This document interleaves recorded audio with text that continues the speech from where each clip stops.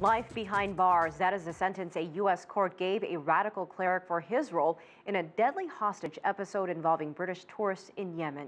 Abu Hamza al-Masri's trial followed an 8-year extradition battle to move him from the UK to the U.S. CCTV's Nick Harper has more now from New York. It was Abu Hamza al-Masri's anti-Western speeches at the North London Finsbury Park Mosque that gained him notoriety. But it was his terrorist actions that have earned him a life sentence.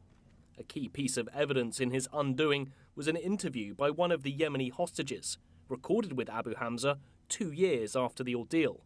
New Zealander Mary Quinn tracked him down and forced a confession from him. Referring to that interview, US Judge Catherine Forrest said he'd spoken to Quinn without any remorse.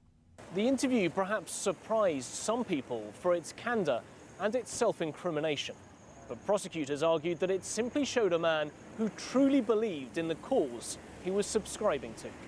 He's proud of what he does. He doesn't feel guilty about it, just as the Nazi soldiers and the Nazi leadership in World War II were not guilty.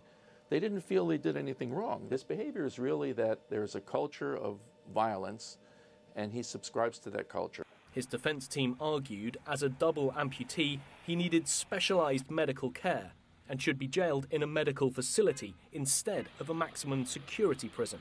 The judge's refusal to recommend that, they said, broke promises made to him when he was extradited from the UK in 2012.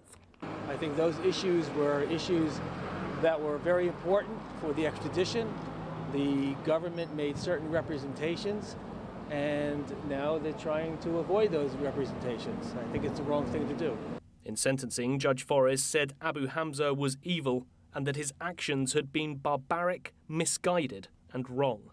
She felt if ever released, he would again engage in terrorist activity. His attorneys say they'll appeal his sentence. Nick Harper, CCTV, New York.